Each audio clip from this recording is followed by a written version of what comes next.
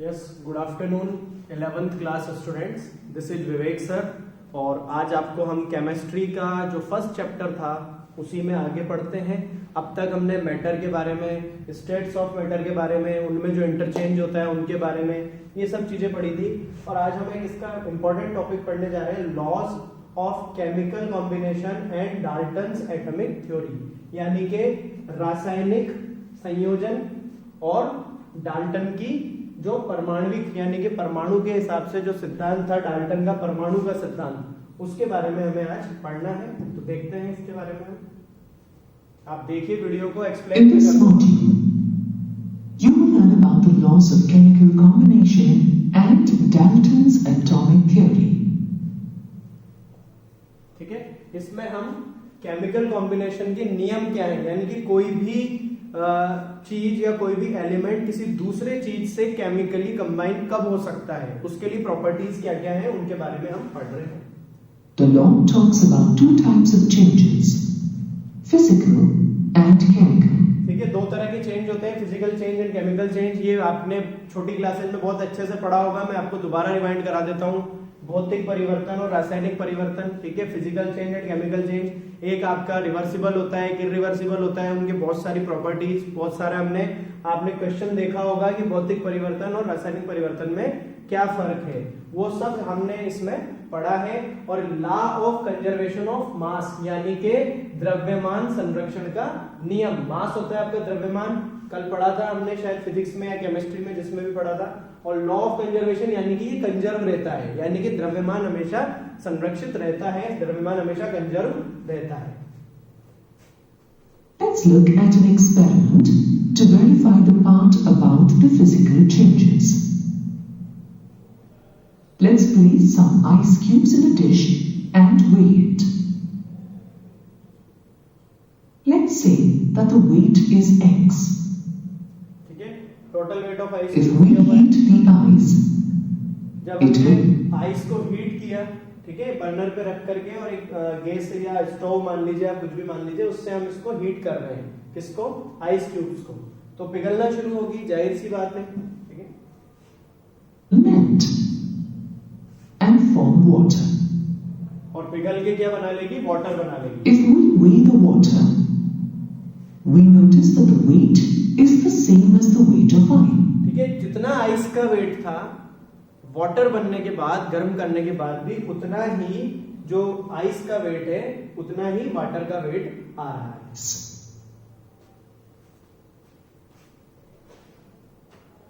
This proves that when matter undergoes a physical change, like in this case, जब भी कोई matter physically change होता है, यानी कि जब भी किसी मैटर में कोई भौतिक परिवर्तन होता है या किसी भी द्रव्य में भौतिक परिवर्तन होता है, तो उसकी जो मात्रा होती है, यानी कि जो उसका अमाउंट होता है या उसका जो कंसंट्रेशन होता है, वो सेम रहता है। the total mass of the reactants is equal to the total mass of the products. ये रिएक्टिव्स का मास और प्रोडक्ट का मास हमेशा सेम रहता है। Now, let's verify the part about chemical changes. अब केमिकल चेंज की बात करते हैं। और आप लोग मैंने देखा है YouTube पे, आप लोग जो वीडियो देखते हैं उसको बस थोड़ा सा देख करके छोड़ देते हैं, उसमें पूरा मेरे पास एनालिसिस आ रहा है। वीडियो आपको पूरा देखना है, चाहे वो 15 मिनट्स का हो, 17 मिनट्स का हो, या उससे भी ज्यादा टाइम का हो। ठीक है, आप लोगों के लिए हम वीडियो बना रहे हैं और आप लोग नहीं देखेंगे तो फिर बेकार है। समझ में नहीं आ रहा तो आप पूछ सकते हैं, बट वीडियो पूरा देखें। Fell sodium chloride and silver nitride in the two limbs of Landau's tube. Now, let's seal both the limbs with a rubber cork. देखिए, हमने एक सोडियम क्लोराइड और सिल्वर नाइट्रेट एक उसमें फ्लास्क में लिए हैं। ठीक है, ये आप इसको परखना भी बोल सकते हैं, और ऊपर से रबर के कॉर्क से इसको ढक दिया है, यानी कि बंद कर दिया है। Let's weigh the tube and the weight. अब इन ट्यूब्स का वेट कर रहे हैं। Now, tilt the tube to mix the solutions thoroughly. Reaction takes place, and we notice that a white precipitate of silver chloride is formed in the tube along with sodium nitrate solution. Let's weight the tube after the reaction. We observe that the weight remains the same. Thus, ठीक है, पहले हमने एक example पढ़ा था physical change का, यानी कि भौतिक परिवर्तन का, उसमें भी द्रव्यमान सेम था रिएक्शन से पहले और रिएक्शन के बाद। और अब हम पढ़ रहे we हैं can केमिकल conclude रिएक्शन का। that when matter undergoes a chemical reaction, the total mass of the reactant इसमें भी टोटल मास ऑफ जो रिएक्टेंट्स है is equal to total mass of the products है, यानी कि चाहे फिजिकल चेंज की बात करें चाहे केमिकल चेंज की बात करें, जो टोटल मास होगा वो कंजर्व्ड रहेगा, रिएक्टेंट्स का और प्रोडक्ट्स का सेम रहेगा, चेंज नहीं आएगा उसमें। is equal to the total mass of the products. That is, during any chemical reaction, matter is neither gained nor lost. Hence, this law is also called the law of indestructibility of matter. ठीक है, इस law को इंडेस्ट्रक्टिबिलिटी of matter भी कहा जाता है, law of इंडेस्ट्रक्टिबिलिटी of matter भी इसको बोला जाता है। Now let's look at the next law. Law of definite proportions. Law of definite proportions, ये As the name second law है। suggests, this law deals with the composition of various elements present in a compound. ये compositions की बात करता है, यानी कि किसका कितना प्रोपोर्शन, किसका कितना पार्ट है, उसकी बात ये करता है। In 1799, Joseph Proust proposed the law of definite proportions.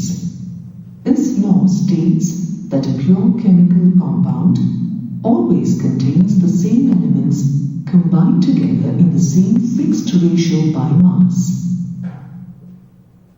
For example, the water we get from any source such as river, well, lake, sea, or from any other place always contains ये water की reaction है, 2 parts of hydrogen plus oxygen forms 2 parts of H2O, यानी कि hydrogen gas form में और oxygen gas form में मिलकर के वाटर बना देते हैं लिक्विड फॉर्म में। ये 4, ये 32 hydrogen and oxygen elements in the ratio of 1:8 by mass. ठीक है, इनके जो मास का रेशो है वो 1:8 का रेशो, ये 4 पार्ट से, ये 32 पार्ट से। Thus, we can say that a given compound always contains exactly the same elements in the same fixed proportion. ये रिएक्शन को बैलेंस करना भी आप एक तरह से बोल सकते हो कि रिएक्शन में रिएक्टेंट्स का कंसंट्रेशन और प्रोडक्ट्स का कंसंट्रेशन हमेशा सेम रहेगा। अगर यहाँ पे 1 पार्ट हाइड्रोजन है और 8 पार्ट ऑक्सीजन है, तो जो प्रोडक्ट बना है उसमें भी 1 पार्ट हाइड्रोजन और 8 पार्ट ऑक्सीजन ही होना चाहिए। Proportion by mass. यही रूल है, However, law of definite proportion. this law does not apply if an element exists in different isotopes, which may form a compound. जब कोई कंपाउंड बनता है तब ये लॉ एग्जिस्ट नहीं करता है, यानी कि this law does not apply if an element exist in different isotopes. अगर कोई एलिमेंट डिफरेंट आइसोटॉप्स में होगा तो वो कंपाउंड बनाएगा और कंपाउंड बनाने पे ये लॉ आपका डिफर करेगा, यानी कि चेंज हो जाएगा, अप्लाई नहीं For होगा। example, if a carbon-12 isotope combines with oxygen to form carbon dioxide, the ratio of carbon to oxygen is 3:8. But if a carbon-14 isotope देखिए, अब ये एग्जांपल दे रहा है इसकी बात को प्रूव करने के लिए कि कार्बन जो ये 12 कार्बन है प्लस ऑक्सीजन है, ये मिलकर के 12 CO2 बना देते हैं, जिनका रेशो 3:8 है। लेकिन अब आप इसका डिफरेंट सिनेरियो देखिए, combines with oxygen, then the ratio of carbon to oxygen is 7:8. Ratio में डिफरेंस आ रहा है। यहाँ पे इसका रेशो 3:8 था और यहाँ पे 7:15 हो गया है, 7:16 हो गया है। 16. Another limitation of the law is that elements may combine in the same ratio, but the compounds formed may be different. For example, the compounds ethanol and dimethyl ether have the same number of carbon, hydrogen, and oxygen atoms, but their arrangement is different. That is, the compounds are different. देखिए compounds different है लेकिन उनके ratio same है, तो इस तरह का भी एग्जांपल आपको In 1804, अब हम एक और इम्पोर्टेंट बात की बात कर रहे हैं, डाल्टन्स एटॉमिक थ्योरी, जिस पे क्वेश्चंस आता है कई बार, तो उसको आज हम एक्सप्लेन करते हैं। Dalton proposed the law of multiple proportions. Dalton ने This law states multiple proportions का लॉ दिया था हमें। उसके अनुसार when two elements combine to form more than one chemical compound, जब दो एलिमेंट्स को कंबाइन किया जाता है या जोड़ा जाता है, मिलाया जाता है, to form more than one chemical compound, एक से ज्यादा कंपाउंड बनाने के लिए, then the masses of one of the elements, तो जो मास होंगे उनमें से एक एलिमेंट के, that combined with a fixed mass with another element bears a simple ratio, तो उसका जो रेशियो होगा वो simple that ratio when two elements combine to form more than one chemical compound, then the masses of one of the elements that combine with the fixed mass of the other element bears a simple ratio. ये आपको ऐसे समझ में नहीं आएगा, अभी हम एक एग्जांपल देखेंगे, एग्जांपल से आपको समझ में आएगा। For example, when the elements carbon and oxygen combine, two compounds, namely carbon dioxide and carbon monoxide, देखिए जब कार्बन और ऑक्सीजन की रिएक्शन होती है आपस में, तो कार्बन डाइऑक्साइड कंपाउंड बनता है या फिर कार्बन मोनोऑक्साइड कंपाउंड बनता है, ठीक है। oxide can be formed. As in the equation for carbon dioxide, CO2 chemical formula है कार्बन डाइऑक्साइड का, आपको पहले से पता है अच्छी तरह से। इसमें कार्बन का जो एटॉमिक नंबर है वो 12 है, by mass of ऑक्सीजन का carbon 16 है, combined with 32 parts by mass of oxygen, 16 को 2 से मल्टीप्लाई किया तो 32 आ गया। whereas लेकिन जब कार्बन मोनोऑक्साइड फॉर्म हो रहा है तो यहाँ पे 2 कार्बन यानी कि 24, 2 ऑक्सीजन यानी कि 32 और आपका बन रहा है 2 parts of carbon monoxide. when carbon monoxide is formed, 12 parts by mass of carbon combine with 16 parts by mass of oxygen. These masses of oxygen bear a simple ratio of 32:16 or 2:1. In these reactions, ठीक है, simple ratio of 32:1 या 2:1। a fixed amount of carbon is combining with multiple proportions of oxygen to form carbon dioxide and carbon monoxide. ठीक है, मतलब same part हमने oxygen का लिया है, सेम पार्ट हमने कार्बन का लिया है, और फिर भी जो एलिमेंट बने हैं वो डिफरेंट बने, यानी कि जो कंपाउंड बने हैं वो डिफरेंट बने हैं। Similarly, when sulfur dioxide and sulfur trioxide are formed, the masses of oxygen bear a simple ratio of 32:48. अब सल्फर की बात कर लेते हैं। जब सल्फर और ऑक्सीजन की रिएक्शन कराते हैं तो सल्फर डाइऑक्साइड और सल्फर ट्राइऑक्साइड दोनों बन सकते हैं, or 2:3. In these reactions, a fixed amount of sulfur is combining with multiple proportions of oxygen to form sulfur dioxide and sulfur trioxide. ठीक है। In 1808, Gay-Lussac put forward a generalization. गे-लुसाक ने combining volumes का भी ला दिया था, तो ये क्या लॉ था? Which defines the relationship between volumes of gaseous reactants and products. This generalization is known as Gay-Lussac's law of combining volumes. It states that when gases combine or are produced under similar conditions of temperature and pressure,